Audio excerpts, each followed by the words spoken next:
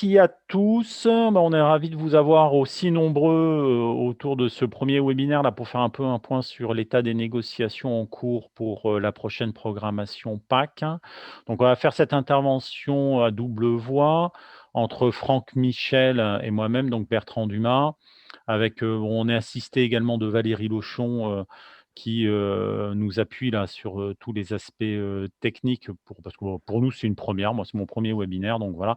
Donc, on va vous faire une petite intervention donc, sur l'état des négociations PAC, sachant que on sera appelé certainement à faire régulièrement des mises à jour.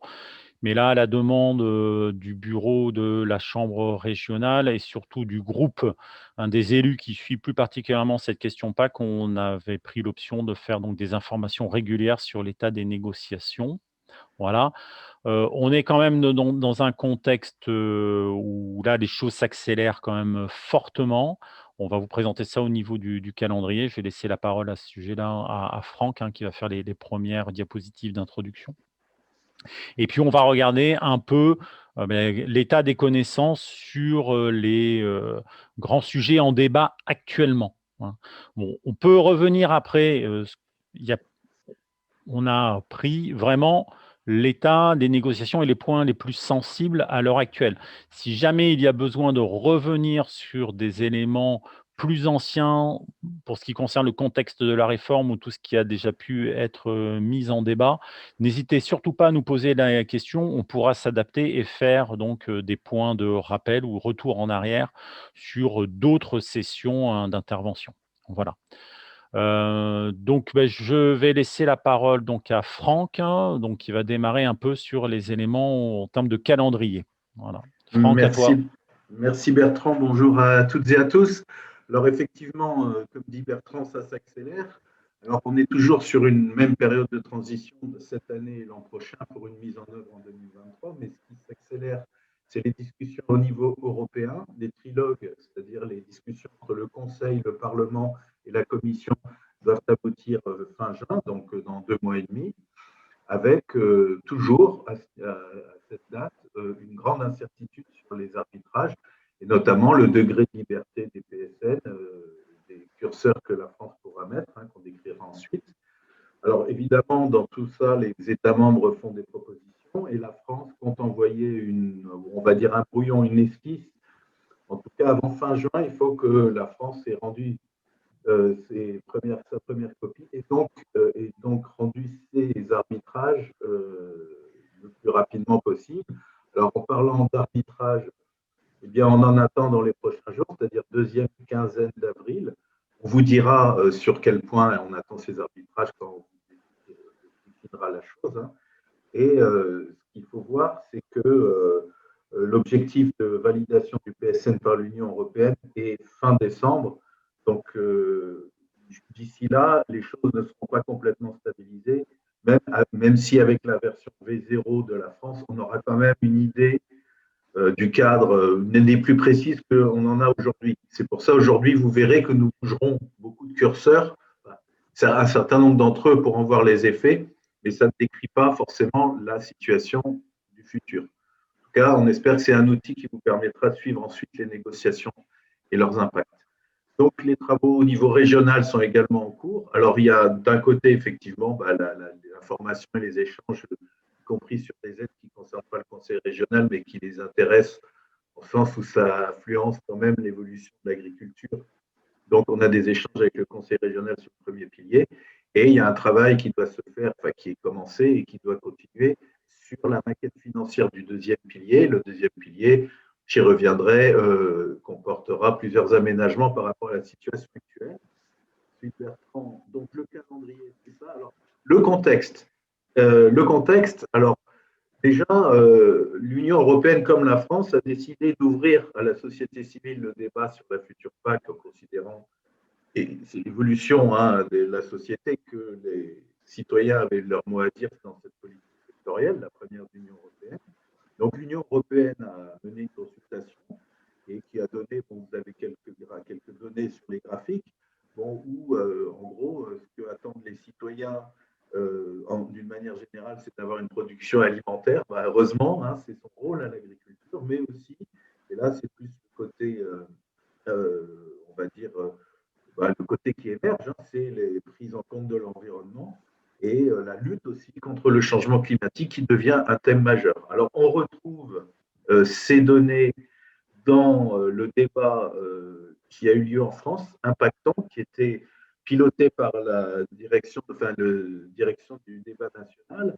Et ce débat qui a été très riche et nourri, je reviendrai en deux mots, mais grosso modo, les grands enjeux qui ressortent pour les citoyens consultés, après avoir auditionné des experts, c'est que l'aspect économie de proximité, l'aspect développement, enfin gestion durable des ressources naturelles et l'aspect réponse aux attentes sociétales, avec un point sur le bien-être animal, bon, ressortent, hein, c'est les grands bâtons orange.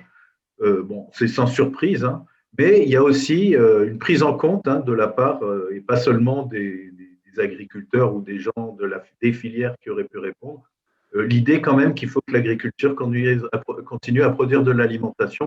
Donc il est attendu, grosso modo, parce que on essaye presque de faire, c'est de concilier les deux. Et du coup, ça va être l'exercice de ce PSN qui donc est sous. Ouais, vas-y Bertrand. Et donc, d'un côté, alors au-delà de ces consultations, il y a aussi des politiques publiques qui s'esquissent ou se mettent en place. Alors au niveau européen, depuis 2019, il y a une stratégie très ambitieuse de Green Deal, le New Green Deal, qui a été poussé par la nouvelle présidente, Ursula von der Leyen, avec l'idée que 40% de tous les budgets des politiques publiques européennes contribuent à la lutte contre le réchauffement climatique, dont la PAC. Donc la PAC, 40% de ces mesures doivent répondre à des objectifs de lutte contre le réchauffement climatique. Donc, avec dans la feuille de route plus spécifique à l'agriculture qui s'appelle la stratégie Farm to Fork, donc de la ferme à la fourchette, des objectifs spécifiques à l'agriculture au-delà de la lutte contre le changement climatique, c'est de garantir aux Européens une alimentation suffisante, saine, abondante et abordable, tout en protégeant l'environnement et la biodiversité, avec une rémunération équitable, tout en renforçant l'agriculture biologique. Bon, c'est un paquet où il y a un peu tous ces objectifs. Je ne les caricature pas, je les regroupe dans ce qui fait l'impulsion des politiques, des évolutions de la PAC depuis plusieurs décennies, hein, aujourd'hui. Et là, on est dans une étape supplémentaire de cette évolution. Alors, au niveau régional, maintenant, Bertrand, ouais. Alors, du côté du niveau de la région, la plus grande région agricole d'Europe, se plaisent à dire certains élus du conseil régional, dont le président, eh bien, du côté de Nouvelle-Aquitaine, donc, il y a une volonté forte également de lutter contre le réchauffement climatique, surtout d'adapter la région Nouvelle-Aquitaine aux défis de demain, et l'agriculture pour les élus, l'exécutif de la région. L'agriculture joue et doit jouer un rôle de premier plan, non seulement comme facteur, comme devant s'adapter pour continuer à produire, mais aussi comme partie de la solution. Alors avec, par contre, des attentes en relayant des attentes sociétales très fortes qu'on retrouve, hein, toujours. Donc, la plus radicale de la feuille de route Néoterra qui met cette politique en œuvre, c'est la sortie des pesticides de synthèse. Hein, normalement, c'est 2030, sortie totale, donc sous-entendu, avec demande de baisser la consommation d'eau et d'énergie pour l'agriculture. Si vous pouviez fermer votre micro. D'eau et d'agriculture, d'économie d'eau et d'énergie de 30%, mais surtout, alors ce qui retient notre attention au niveau des chambres d'agriculture notamment et de la profession, c'est la volonté d'engager 80% des exploitations dans la certification bio ou HVE. Alors ça, c'est à date, hein, évidemment, les débats sur les certifications évoluent quand même assez, évoluent. On pourra peut-être en dire un mot dans les questions. Alors voilà pour le contexte, hein, pour le résumé. On va vers une architecture environnementale renforcée, sans remonter à la première réforme de 92, première réforme d'ampleur de la PAC. Donc le passage à des aides directes. Ces aides directes ont été de plus en plus déconnectées de la production. Alors en une quinzaine d'années, ça fait une quinzaine d'années qu'on vit avec une majorité d'aides découplées, donc avec des conditions environnementales essentiellement pour les percevoir et plus de conditions de production. Et là, cette architecture environnementale, et on va en parler ensuite, se renforce de plus en plus. Et dans le contexte que je viens de décrire, donc d'un côté, la Farm to Fork européenne, de l'autre, Neoterra et le débat Impacton, vous voyez qu'on est dans une espèce d'environnement de négociation où la défense de la seule production, des aides uniquement pour la production, est complètement impossible aujourd'hui. Et qu'aujourd'hui, il faut à chaque fois repartir du pilier environnemental et voir en nous, et c'est un peu notre boulot, ce que nous demandent nos élus, de voir en quoi ça maintient ou pas la production. Vous voyez, on est quand même dans cette logique, sachant, et je le dis, et Bertrand sera d'accord avec moi, on fait un point spécifique sur les aides. Vous comprenez bien que la chose quand même qui restera fondamentale dans tout ce qu'on dit, c'est aussi les prix agricoles, hein. Je préfère le dire pour bien montrer qu'aussi, il y aura d'autres facteurs pour expliquer les évolutions. Donc, je te repasse la parole pour commencer un peu le déroulé des différentes aides et des curseurs. Alors, est-ce que tout le monde voit là le diaporama? C'est toujours bon, ça n'a pas sauté? Donc, on va quand même regarder. Donc, justement, par rapport à ça, sur la question des poids des prix agricoles, ça a permis aussi, au niveau de la Commission européenne et même dans l'esprit de certains à l'échelle France, d'introduire une volonté d'ouvrir un peu plus la question des programmes opérationnels. On y reviendra. C'est un point assez sensible sur la réforme qui, pour l'instant, n'est que peu abordé, mais il est en lien directement avec la notion des prix. On y reviendra. Donc là, par rapport à la PAC, on se pose à chaque réforme la question de savoir si on aura toujours un, voire deux piliers, voire peut-être même trois piliers. Il y a toujours beaucoup d'options qui sont portées. Bon, je vous rassure, a priori pour la prochaine PAC, on restera bien sur la structure des deux piliers, donc avec toujours un pilier 1 à hauteur à peu près de 7,15 milliards d'euros, après contraction liée à la convergence entre les différents États membres. Dans ce pilier 1, on trouvera toujours des éléments qui sont en plus, des éléments sur les programmes opérationnels que l'on connaît aujourd'hui, c'est l'OCM viticole, bon, un petit peu sur l'apiculture, l'olive, mais également sur les aspects fruits et légumes. Donc tout ça, effectivement, ça nous fait bien le pilier du FEAGA, voilà, qui est là-dedans. Et dans les paiements directs annuels, donc qui vont vraiment auprès de l'exploitation agricole, on aura toujours un paiement de base lié à l'hectare. C'est obligatoire à mettre en place. Bon, aujourd'hui, c'est le DPB. Okay. Demain, comment ils vont l'appeler, on ne sait pas. Il y aura certainement un changement de nom, mais c'est du marketing. Mais on restera bien sur un paiement à l'hectare. On aura également un paiement redistributif. On l'avait mis en place en France lors de la précédente programmation. C'était optionnel jusqu'alors, maintenant ça va devenir obligatoire. Donc il y aura bien un paiement redistributif, on y reviendra. On aura également toujours un paiement pour les jeunes agriculteurs dans le premier pilier de la PAC, qui viendra toujours en complément certainement de paiement pour les JA dans le deuxième pilier. En l'occurrence, aujourd'hui pour nous, c'est la dotation jeunes agriculteurs, plus des bonus sur certains taux d'aide à l'investissement dans le deuxième pilier. Mais donc tout ça, ça reste. Mais ce qui est important, c'est qu'il y a une vraie volonté de donner plus de moyens. Donc globalement, les soutiens au sein du premier pilier et également au sein du second, en enveloppe globale, ça doit augmenter. Aujourd'hui, on est à peu près à 1% des crédits, légèrement un peu plus. Ça sera à minima 2%. Et le Parlement européen, dans les discussions du trilogue, propose même d'aller jusqu'à 4% des crédits de la PAC dédiés à l'installation. On est bien dans une logique de renouvellement des générations. Voilà. Et on aura toujours un paiement à caractère environnemental dans le premier pilier. Aujourd'hui, c'est le paiement vert. Demain, ça sera des paiements de type éco-chem ou éco-régime. On a toujours deux petits noms. Sachant qu'on a une grosse discussion en ce moment au niveau européen, c'est de savoir si on met que 20% là-dessus, c'est plutôt la position du Conseil, ou si on va jusqu'à 30%, en fait, la situation qu'on connaît actuellement sur le paiement vert. Et on a également, mais là, c'est optionnel, c'est volontaire, ce sont les États membres qui choisissent la possibilité de mettre en place des paiements couplés. Alors aujourd'hui, il y a plein d'options. L'option la plus sévère est celle portée par le Parlement européen, qui voudrait pas plus de 10% et 2% pour les protéines. Mais néanmoins, le Conseil des ministres va certainement réussir à faire passer à un montant plus important sur ces paiements couplés. Et on espère, au niveau français, c'est la position française, qu'on retrouve bien les 15% que l'on a actuellement. Voilà.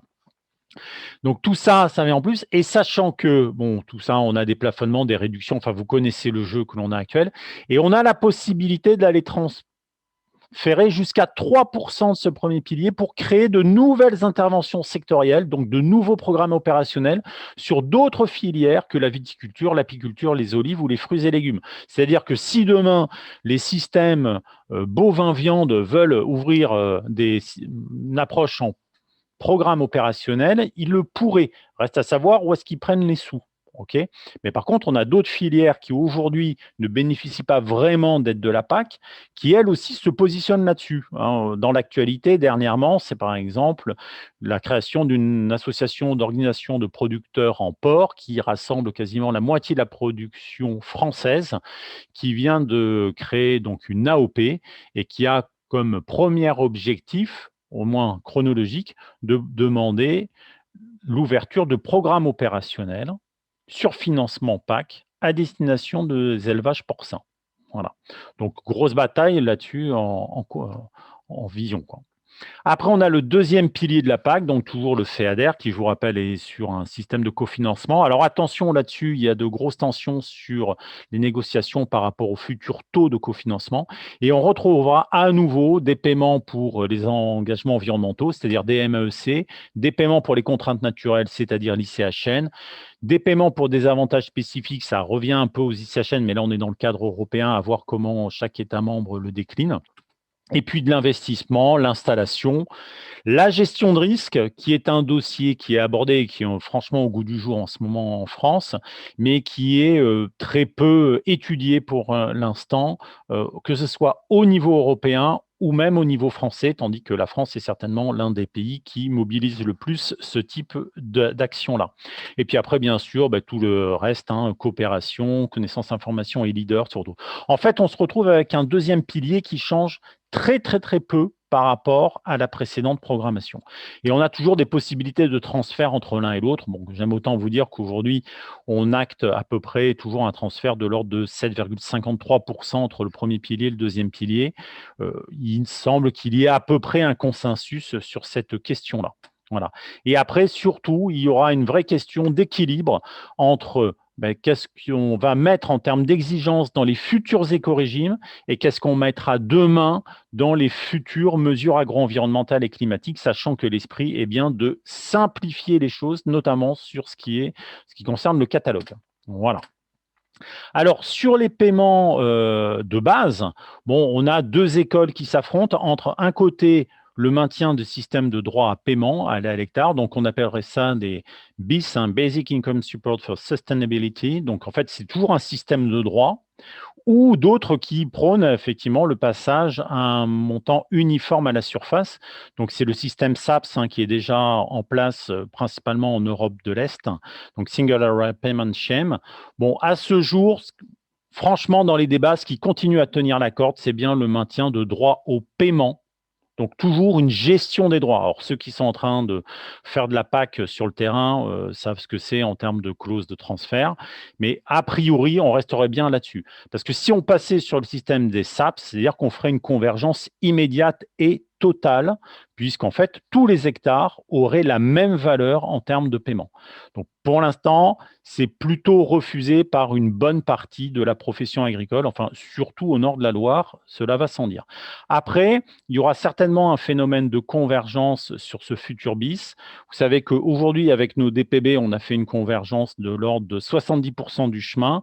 Reste à savoir où est-ce qu'on va. Le Parlement européen aimerait que la convergence soit totale avant la fin de la programmation. Le Conseil maintient toujours une convergence partielle. Donc, on est à peu près sur ce schéma-là. Donc, je vous rappelle donc la convergence que l'on avait connue sur les années précédentes, avec ici donc une convergence soit à la baisse, soit à la hausse, vers une moyenne qui avait tendance à baisser puisque le budget disponible pour les droits paiement de base se contractait. Il reste 30% du chemin à faire, on a fait 70%, mais deux options, soit on finit le chemin, soit on s'arrête.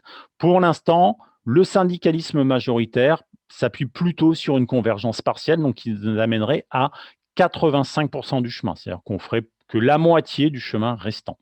Voilà. Pour le paiement sur les jeunes agriculteurs, là, c'est pas compliqué. Tout le monde demande grosso modo une hausse là-dessus, avec donc, pour certains, même comme je vous le dis, au niveau du Parlement, de passer jusqu'à 4% des crédits affectés. Et également une application de la transparence GAEC. Bon, on verra comment ça pourra se mettre en place au niveau français. Bon, ça sera certainement en fonction des ajustements budgétaires finaux, que l'enveloppe réelle sera bien connue. Sur le paiement redistributif, on reste sur la même logique que la dernière fois. Donc, certainement un nombre d'hectares maximum qui sera a priori toujours la surface moyenne nationale observée. Notre recensement agricole 2020 laisse à penser qu'on sera plutôt sur 63 hectares, sachant qu'on était à 52 aujourd'hui. La vraie question est quelle est la part de budget que l'on va consacrer à ce paiement redistributif. En ce moment, il semblerait qu'il se dessine plutôt un maintien à 10%, ce qui ferait qu'on aurait un montant par hectare estimé aux alentours de 47 euros par hectare, mais jusqu'à 63 hectares.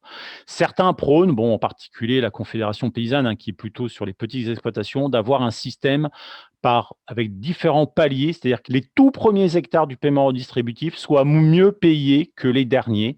Voilà, c'est une option qui est sur la table, mais qui est pour l'instant pas encore vraiment étudiée. Et nous rentrons là dans l'un des éléments qui compte le plus sur les paiements hors éco-régime qui seront abordés par Franck, c'est la question des aides couplées. Alors aujourd'hui, la DGPE a mis enfin sur la table des propositions, mais qui concernent que deux corps principaux. C'est les aides animales, bovines, et de l'autre côté, les protéines. L'objectif est d'augmenter le budget pour les protéines afin de pouvoir gagner en autonomie sur ce volet-là au niveau européen et national. Donc, certains prônent une augmentation de 1 voire 2% du budget des protéines, c'est-à-dire qu'aujourd'hui, on est à 2%. Peut-être demain, ça sera 3 ou 4% sur les protéines. Mais attention, ce transfert, le financement de cette augmentation sur les protéines, pour l'instant, dans la proposition du ministère, il ne serait financé que par un prélèvement sur les aides bovines. D'accord? Donc, on déshabille, grosso modo, l'enveloppe aujourd'hui disponible pour les aides aux bovins allaitants et l'aide aux bovins laitiers.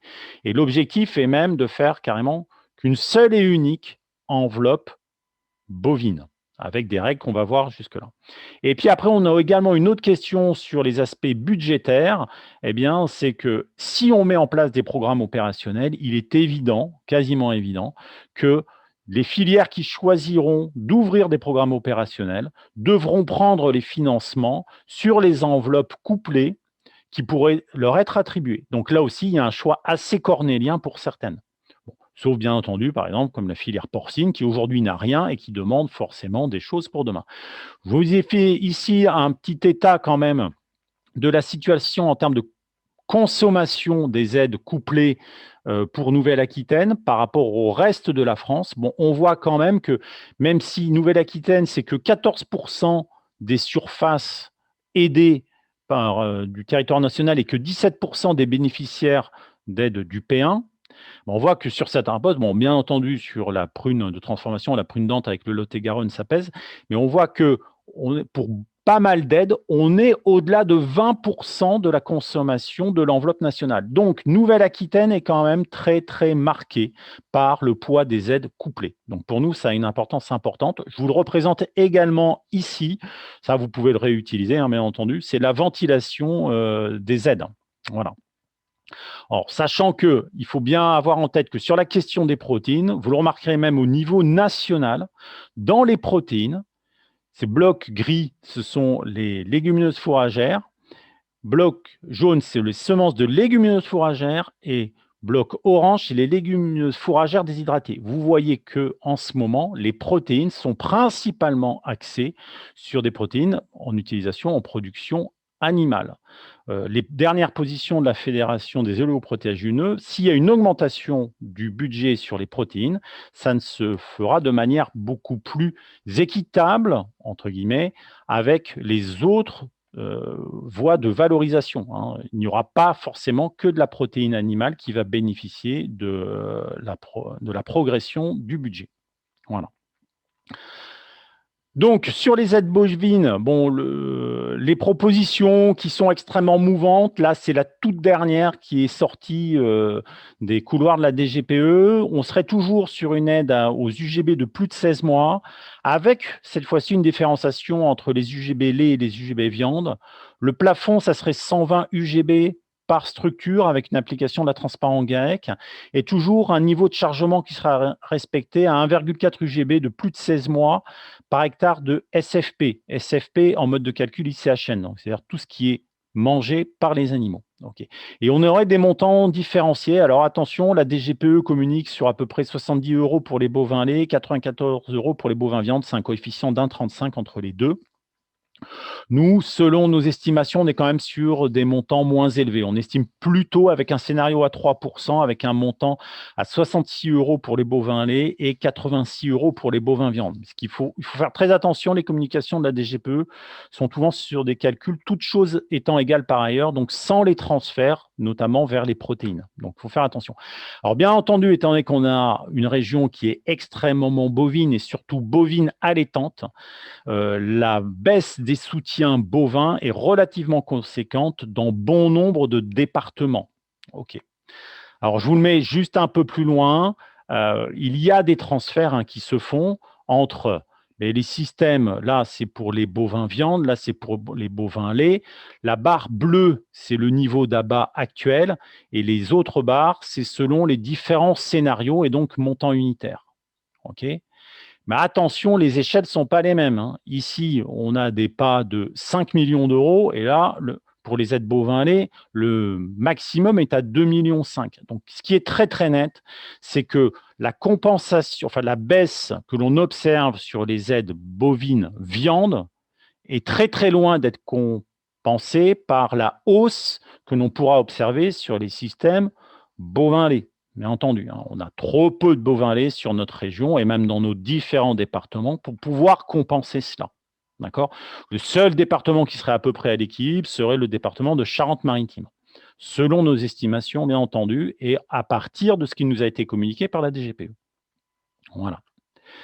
Et alors, sur l'aide ovine, on n'a pas de simulation à l'heure actuelle, mais ça, il faut que vous l'ayez en tête parce que ça fait beaucoup de bruit, tout simplement parce que sur les aides ovines, la communication, elle ne vient pas de la DGPE, c'est la FNO qui l'a mis sur la table, avec, selon les départements, des réactions plus ou moins vives, notamment sur ce point-là, qui est proposé par la par la FNO, de remonter le ratio de productivité, sur lequel après il y aura rétropolation des montants d'aide, un ratio de productivité à un agneau produit par brebis.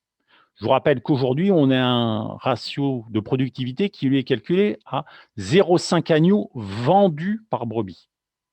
Mais même si on prend les annuels de renouvellement, pour beaucoup d'exploitations, dans pas mal de départements, eh bien, on n'arrive pas forcément à ce niveau d'un agneau par brebis. En fait, c'est une traduction, ni plus ni moins, que du plan de filière déposé par la FNO, avec, comme vous le voyez, beaucoup de terroirs optionnels, donc des bonus sur les aides, plutôt sur les engagements en OP, les démarches de labellisation et tout ce qui est sélection génétique. Et bien entendu, un surplus aussi à la productivité. Alors, sachez que quand même, ça brasse un peu sur le terrain en ce moment. Voilà. Donc, moi, j'en ai terminé sur ces aspects-là. Je relaisse la parole à Franck. Merci. Le temps avançant, je vous propose, c'est pas que c'est pas important, mais c'est moins mûr les discussions, c'est de passer assez vite sur le deuxième pilier, juste vous décrire un peu les changements. Hein, Bertrand, tu es d'accord? On va aller vite pour garder aussi des questions-réponses à la fin, parce que Bertrand, enfin, on va vous montrer des simulations sur différents points. Alors, sur le deuxième pilier, alors les changements majeurs, bon, c'est une volonté de simplification, hein, de passer de 20 mesures à 8 types d'intervention. Alors, on reste un peu, comme l'a dit Bertrand tout à l'heure, sur le même type d'architecture, hein, même si on verra, alors la diapo suivante, je crois, même si les débats sur le cofinancement, enfin, en tout cas, les propositions font qu'il y a une moindre prise en charge du deuxième pilier par l'Union européenne. Donc, comment suivront les fonds nationaux ou régionaux? Donc, Bertrand, oui, merci, oui, voilà. Donc, si on va aller effectivement vite, donc chaque État membre sur le deuxième pilier doit intégrer ce deuxième pilier, une partie de ce deuxième pilier dans le plan stratégique national dont on va beaucoup parler. Donc, je ne vais pas plus loin. Vas-y, Ouais, ce qui est vraiment important, c'est bien vous dire qu'il y a normalement plus de relations directes entre les régions et Bruxelles. Les régions ne posent plus un plan de développement régional. voilà, c'est le C'est PSN intégré qui dans le fait. PSN. Mais Voilà, et par il y a, contre, elles sont autorités de gestion sur certaines choses. Et voilà. c'est là qu'il y a Et gros, donc, gros débat. c'est dans les suivantes, je crois. Alors oui, alors déjà, bon, évidemment, le deuxième pilier intéresse la région, qui en est actuellement l'autorité de gestion pour une grosse partie. Donc, la position de Nouvelle-Aquitaine, et eux, ils sont coltés la gestion. Le cambouis, c'est la simplification, effectivement. Hein, c'est de trouver des outils qui ne soient pas trop lourds à manier, des barèmes accessibles, lisibles pour les agriculteurs comme pour les agents de terrain, ceux qui sont chargés de contrôler ou d'en mesurer les impacts. Voilà, et donc limiter les coûts administratifs qui sont très importants. Ensuite, oui, sur l'ICHN, bon, c'est le dossier majeur qui est pour la France. Alors, vous voyez, là, dans les pays, c'est la France et la Finlande qui utilisent avec une partie, la Pologne, l'essentiel de l'enveloppe. La France, c'est l'essentiel de l'enveloppe. Et grosso modo, on reste à peu près sur le même schéma, avec peut-être quand même, il y a deux choses. C'est une baisse de 5 points du cofinancement européen et d'autre part, il y a l'émergence d'une ICHN dite végétale. En tout cas, c'est ce que l'Union européenne veut pousser, car elle trouve que c'est un peu trop couplé que de réserver l'ICHN aux aides animales, aux prairies. Donc, sur les autorités de gestion, c'est le point qui fâche, disait Bertrand tout à l'heure. Effectivement, dans un premier temps, l'État a retiré, entre guillemets, toute l'autorité de gestion, à part les investissements aux régions. Bon, là, il y a une discussion qui a l'air d'évoluer et où, finalement, les régions pourraient copiloter les MAE, notamment, et la bio, alors que c'était eux qui étaient autorité de gestion jusqu'à maintenant et qui voulait le continuer alors que l'État voulait le reprendre en main. Bon, ça a une importance manifeste, mais aujourd'hui, les débats n'est pas tranché. Et ensuite, sur la gestion des risques, alors Bertrand a dit que c'était effectivement un point aveugle un peu de nos négociations européennes ou françaises, hein, voire bon, régionales. Même si on voit de ci, de là, avec l'actualité du gel, ressurgir le débat sur ben, comment va-t-on faire, y compris au niveau régional, du coup. Bon, les trois outils de gestion des risques entre fonds de mutualisation, soutien à l'assurance et instrument de stabilisation du revenu. Pour le moment, l'instrument c'est le soutien à l'assurance. L'Union européenne, c'est l'assurance récolte chez nous, hein, donc qui est financé à 65% par fonds publics pour la prime que payent les agriculteurs et un taux de franchise de 30%. La proposition, elle est plus favorable puisque le taux de subvention serait de 70% pour une franchise rabaissée à 20%. Mais ça ne réglera pas le débat et ni les problèmes qu'on voit émerger en ce moment sur notamment les montants monstrueux d'une solidarité que seule l'agriculture ne pourra pas assurer. Bertrand, toi qui es féru de gestion des risques, si tu as deux mots à dire là-dessus. Non, mais oui, sur la gestion des risques, de toute façon, il faut bien voir aussi que la France est quand même assez seule au niveau européen sur ce dossier-là, hein. Il y a peu d'autres États membres qui s'intéressent vraiment à cette question.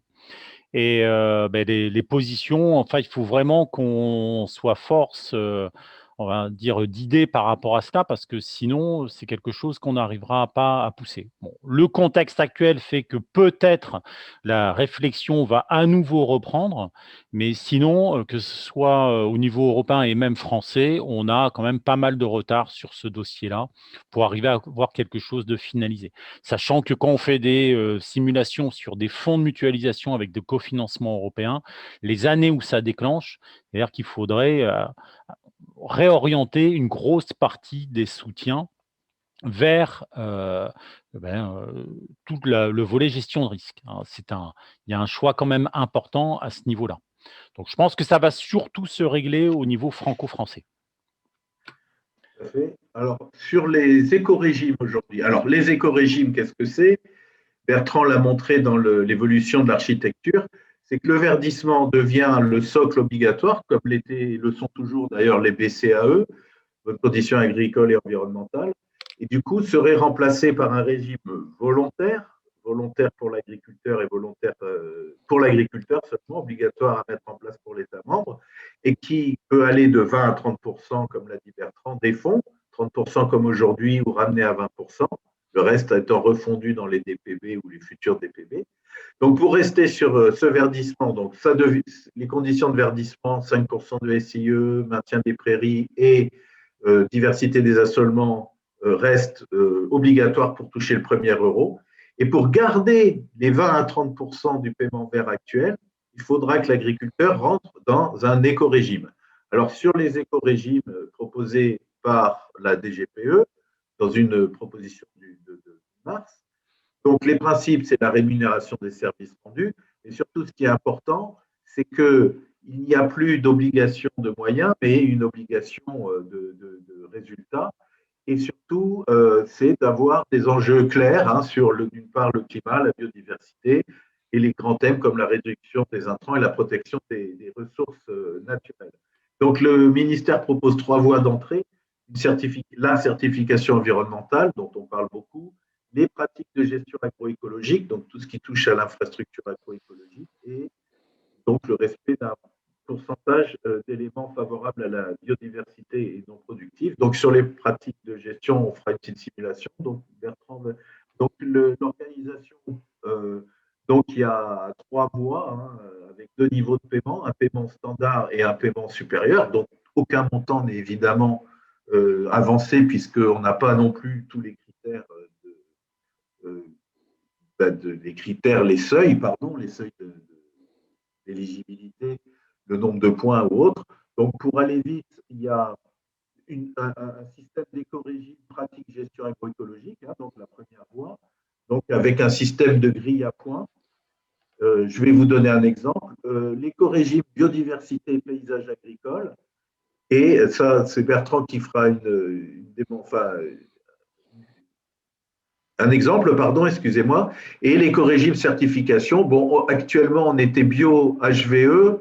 Bon, le débat reste ouvert déjà sur HVE et peut-être, et pourquoi pas d'autres certifications. Alors, je pense à des certifications, par exemple, pour les maïsiculteurs qui se retrouvent bien dépourvus pour l'éco-régime diversité des assolements. Est-ce que des voies de certification pourraient résoudre ce problème d'accès? Voilà. Donc, si on regarde plus précisément voilà, la simulation, donc la DGPE a proposé pour la diversité des assolements, on va prendre qu'une des 3 voies et Bertrand vous parlera des prairies. Pour la diversité des assolements, donc je vous laisse prendre connaissance de la grille, vous aurez le diaporama. Donc, il faut avoir un certain nombre de seuils atteints dans les cultures, alors différencier cultures de printemps, d'hiver et oléagineux et protéagineux et céréales. Les prises en compte dans les terres arables, là on ne parle que des terres arables, des prairies temporaires et les cultures de diversification avec tout un système de points, sachant qu'avec moins de 3 points, il n'y aura pas les 20% ou 30% de l'éco-régime. Dans les 4 points, c'est le standard, donc un montant à définir, et le niveau élevé, c'est à partir de 5 points et plus. Donc, pour vous donner une idée, alors tiens, pas ça, je vais passer directement à la simulation macro.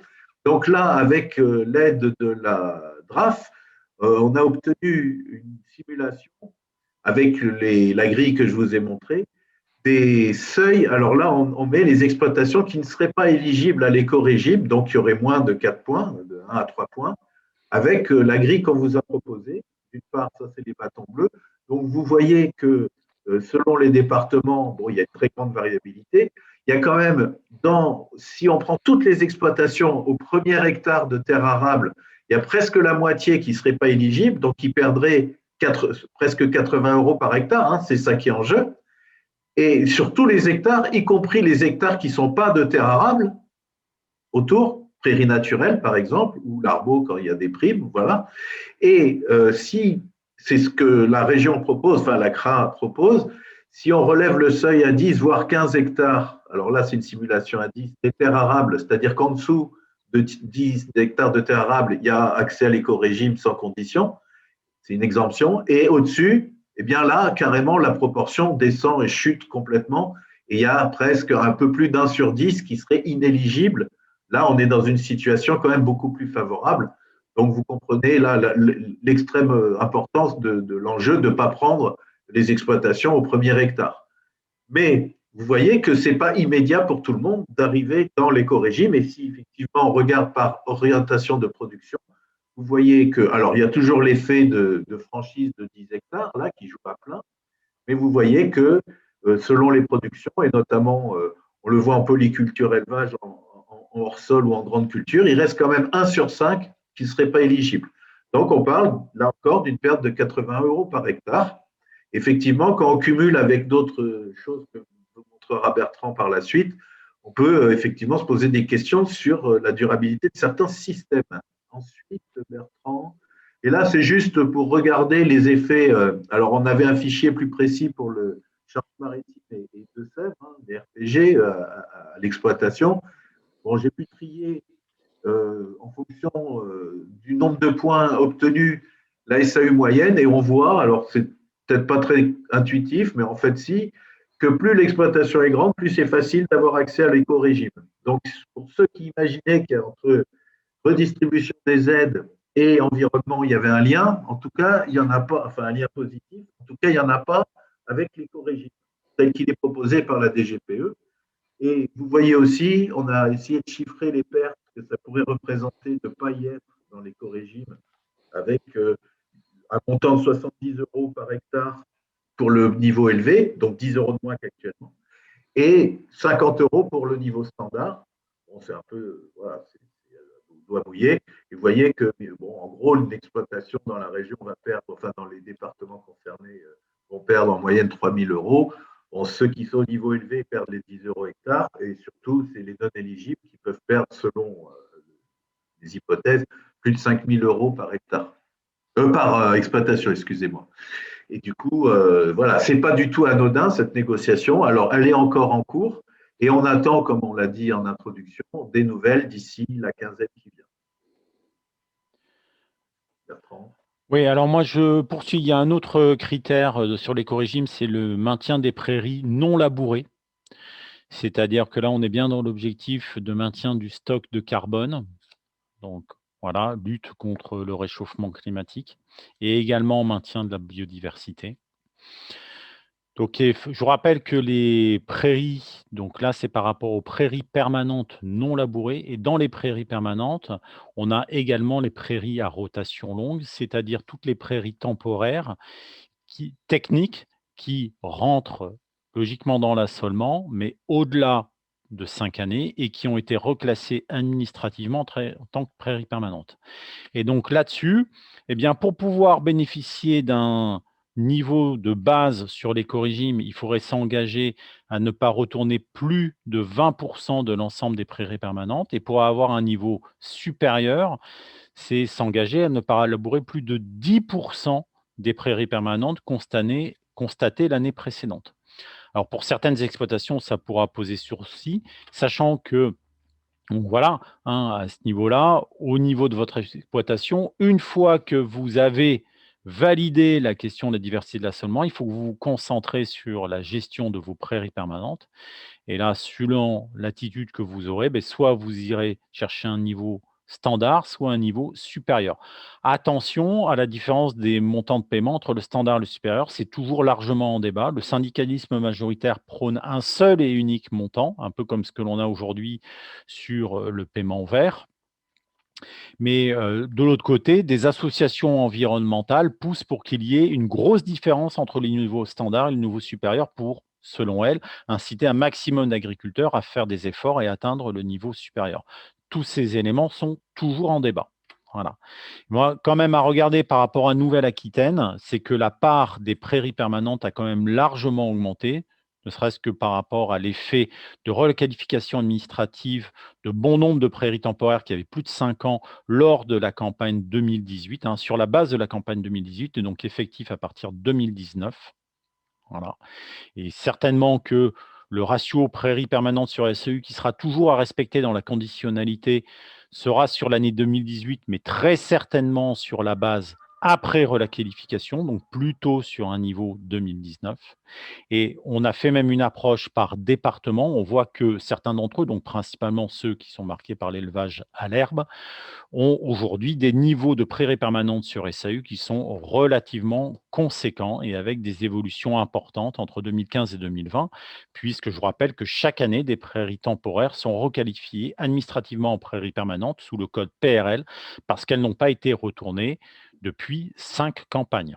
Voilà. Donc tout ça, ça va être un élément aussi qui prône quand même une grosse réflexion à avoir sur la conduite des assolements, tant sur ce que vous avez vu avec Franck sur la diversification des cultures que là, sur la gestion des prairies au niveau de l'exploitation. Et certainement un travail de conseil important en préparation de la déclaration PAC. Voilà. Sur les MAE, je te relaisse la parole, Franck, assez Bon, rapidement. alors, très très vite, les MAE, l'idée, c'est de regarder un nombre restreint. Alors, évidemment, vu l'exit à gaz qui s'était constitué avec plus de 800 programmes de MAE avec 1 an ou 2 ans de retard de paiement, ça calme. Donc, c'est de garder un nombre restreint et qui accompagnerait plutôt la transition agroécologique telle qu'elle est de plus en plus définie. Grosso modo, on serait sur les MAEC type système qu'on connaît actuellement, en restreignant le nombre de types d'opérations et en les ciblant mieux sur les principaux enjeux qui sont l'eau, les sols et la biodiversité. Alors les MAE localisées, hein, qu'elles soient linéaires ou surfaciques, bon, elles doivent mieux cibler des enjeux locaux hein, qui tournent plus autour, par exemple, de la qualité de l'eau ou la protection d'habitats spécifiques, voilà, et éventuellement en complément des MAE sur les territoires, comme ça peut déjà s'observer. Alors, il y a un débat actuellement, c'est sur les paiements pour services environnementaux, et notamment des expérimentations poussées par les agences de l'eau. Et comment, alors c'est nous une question qu'on se pose, hein, et comment on communique vis-à-vis des agriculteurs le résultat et comment on l'articule, c'est comment inclut-on les PSE ou éventuellement les financements agences de l'eau, par exemple, sur des mesures type MAE, ou en complément, ou en soutien, ou voilà.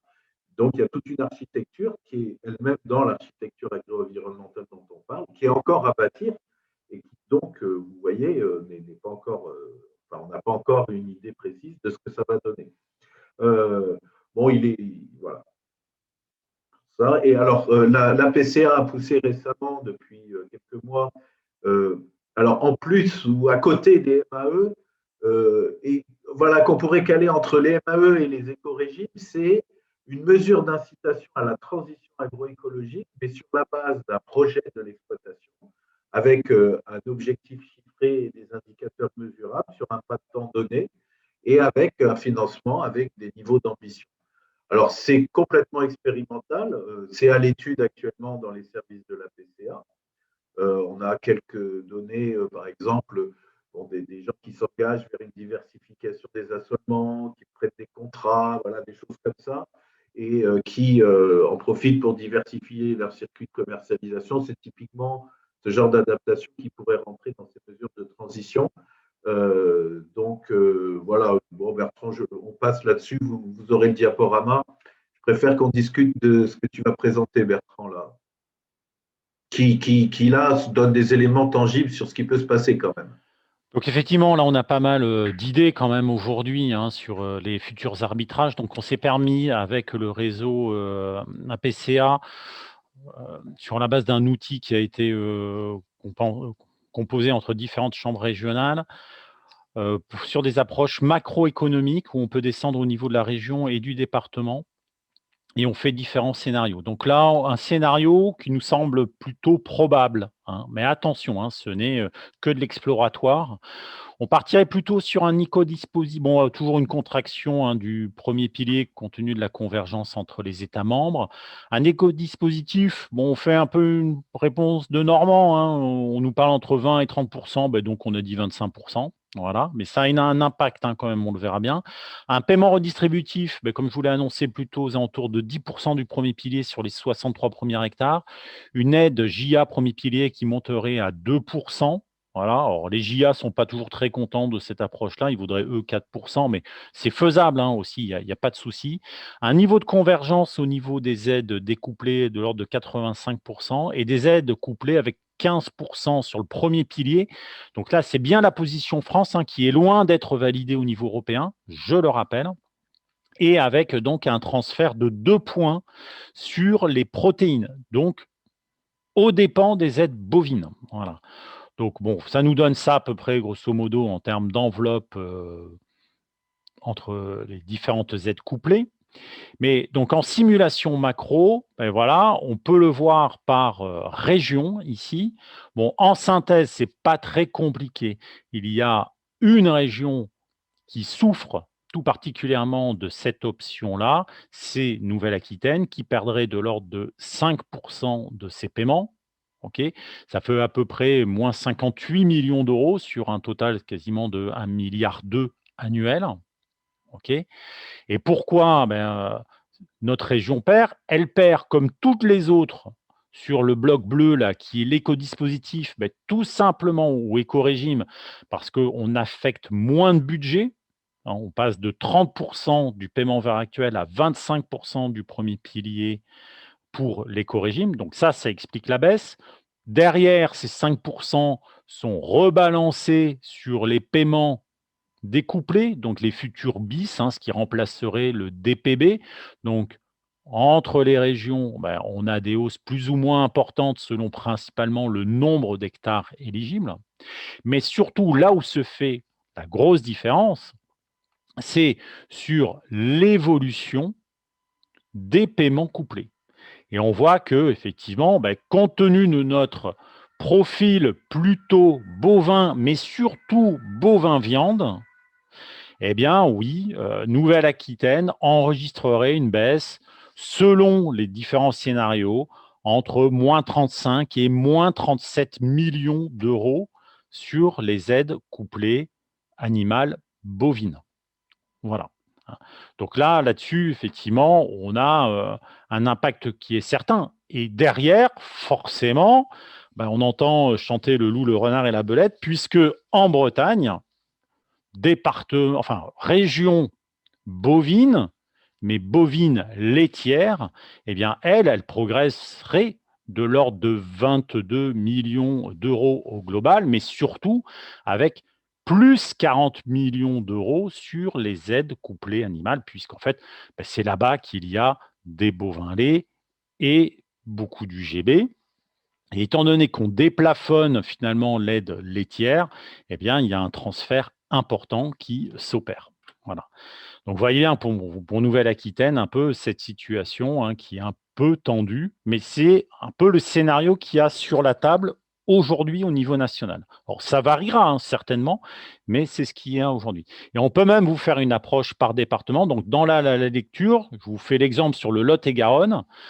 La baisse globale pour le département en synthèse, c'est le petit trait noir. Donc, vous voyez ici, moins 5,6 millions d'euros, avec une progression sur les aspects paiement découplés, mais quand même un impact de la convergence totale, puisque par exemple, dans le Lot-et-Garonne, le niveau des DPB actuel est quand même supérieur à la moyenne nationale, donc on converge à la baisse, mais également une baisse sur l'éco-régime. Par contre, oui, pour le Lot-et-Garonne, peut-être une progression sur les aides couplées si on retartine les paiements protéines sur ces surfaces-là et qu'on préserve bien l'enveloppe sur la prune dente. Scénario que je ne connais pas. Par contre, d'un autre côté, on a des départements plutôt allaitants comme la Corrèze, la Creuse, en fait, l'ex-Limousin, plus les Deux-Sèvres et les Pyrénées-Atlantiques, qui, eux, souffrent particulièrement de ce scénario plutôt défavorable au système bovin-viande. Voilà. Et après, on peut vous faire également, à la demande, décliner ces scénarios par département. Donc là, je vous donne l'exemple de la Haute-Vienne. C'est un focus là-dessus. On peut décrire poste par poste mais toujours en analyse macro, hein, bien entendu, l'évolution. Ça, c'est disponible hein, à la demande, on peut vous le faire. On fait régulièrement des interventions dans tel ou tel département, avec à chaque fois ce type de présentation qui permet de savoir où est-ce qu'on gagne, où est-ce qu'on perd, ok, hein, en fonction du scénario projeté. Et là, bon, vous voyez, là, c'est une présentation même sur l'ensemble de Nouvelle-Aquitaine, avec une approche ici, hein, plus par les unités de travail agricoles non salariées, donc aux chefs d'exploitation, hein, en résumé. Et on voit bien qu'on encaisse une baisse hein, selon ce scénario-là, voilà, qui est assez sensible. Et principalement, outre sur les paiements environnementaux du premier pilier, donc futur éco-régime, mais surtout sur les paiements couplés. Là, c'est lié à une baisse budgétaire que l'on prend dans le scénario, mais bon, c'est compensé quelque peu par l'augmentation, enfin la revalorisation sur les paiements découplés, les DPB ou futur bis, mais on a surtout bien la baisse sur les paiements couplés. Voilà.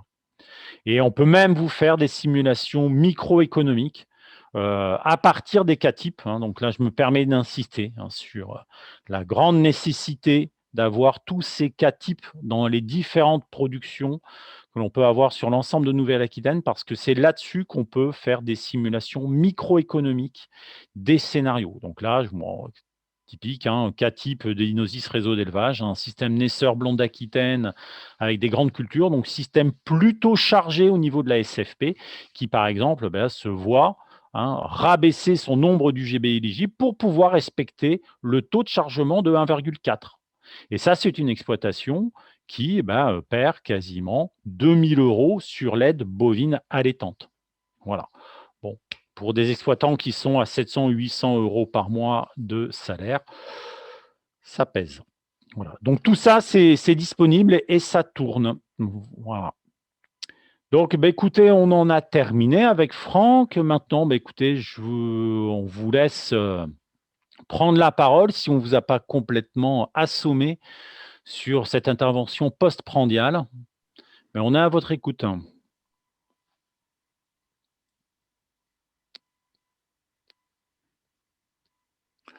À moins que vous soyez totalement extatique face à toutes ces annonces.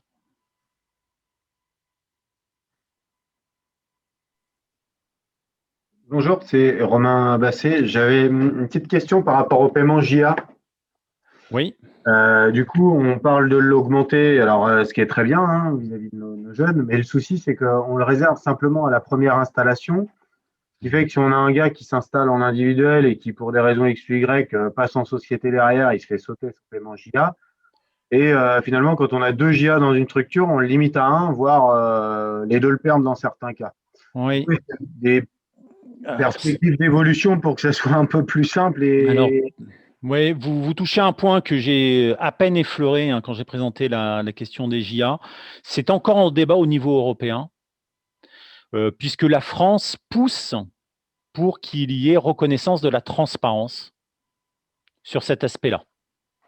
Alors, si jamais ça passe, je pense que ça ne passera que dans le cadre des GAEC, c'est-à-dire 2 JA qui sont dans un GAEC. Mais on sait qu'aujourd'hui, effectivement, 2 JA dans un GAEC, on tire à pile ou face qui est-ce qui va toucher l'aide hein. Bon, de préférence, le plus vieux qui passera le relais au plus jeune.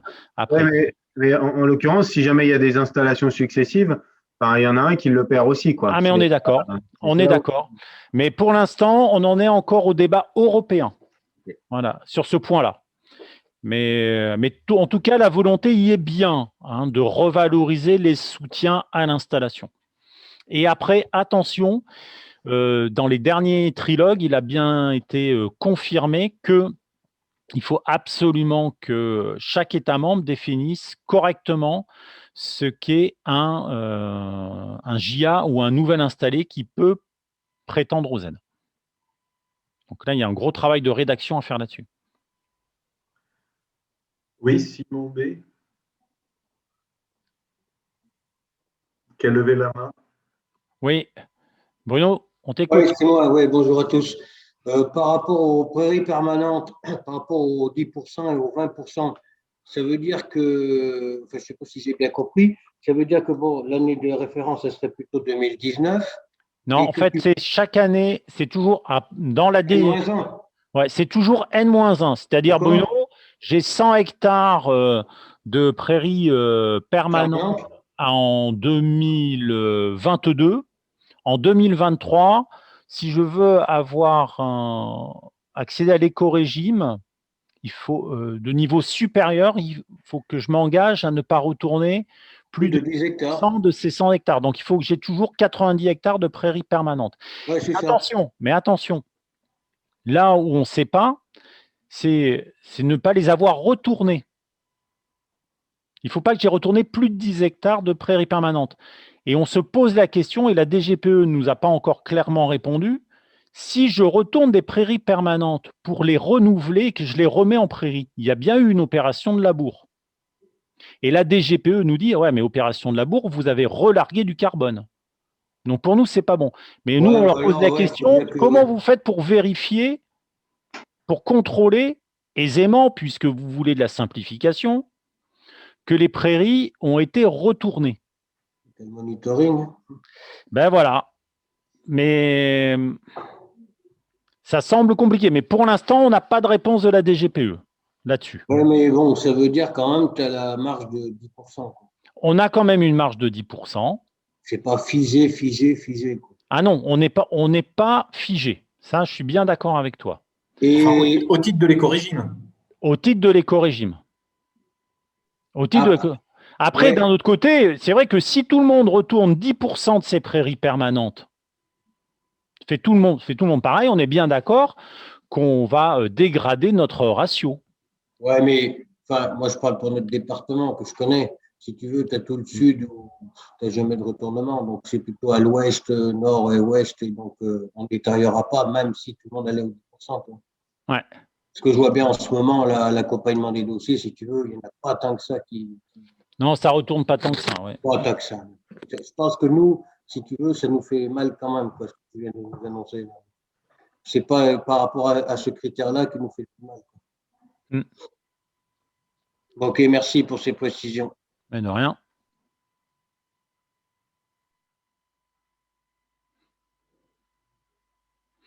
D'autres questions?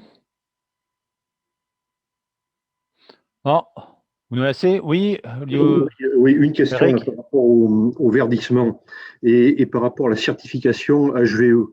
On entendrait dire que effectivement, dès l'instant où une exploitation est certifiée, ben, ça lui permettrait éventuellement d'éviter un malus par rapport à des aides sur le verdissement. Est-ce que vous avez plus d'infos là-dessus? Est-ce que, bon, c'est en débat, j'imagine, mais est-ce qu'il y a des choses qui commencent à transpirer un petit peu? Ce qui transpire, c'est qu'HVE est très, très attaqué par les parties prenantes environnementales. Donc, il y a quand même la DGPE, quand elle réunit une quarantaine de partenaires à chaque fois, et il y a les assos environnementales essentiellement, et les gens de la plateforme pour une autre PAC qui sont à la manœuvre pour vraiment pousser vers ne pas reconnaître HVE telle qu'elle est actuellement, ou en tout cas la voie B, ça c'est sûr. Et sachant qu'au départ, la profession avait envie d'en pousser d'autres, des certifications, mais c'est quand même très compliqué. Il faut vraiment montrer patte blanche.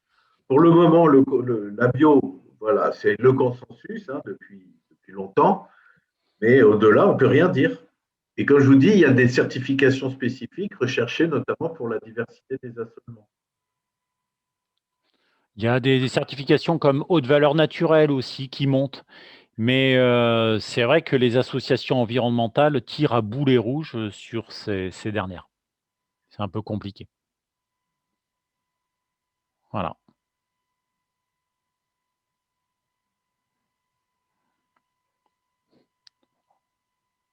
Voilà, d'autres questions éventuellement, n'hésitez pas. Hein, nous, on est encore dispo. Hein, je pense qu'on a un temps.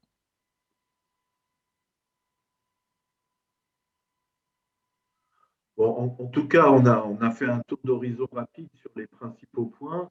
Nous, l'idée, c'est déjà, si vous avez des questions, vos élus ou autres, vous nous contactez. Si vous avez besoin d'éléments ou d'intervention ou de doc, enfin, tout est ouvert, hein, bien sûr. dans notre réseau. Et si, enfin, dans l'avenir, l'idée avec Bertrand, c'est de faire des petits webinaires, du coup, enfin, de cette forme-là, peut-être beaucoup plus court même.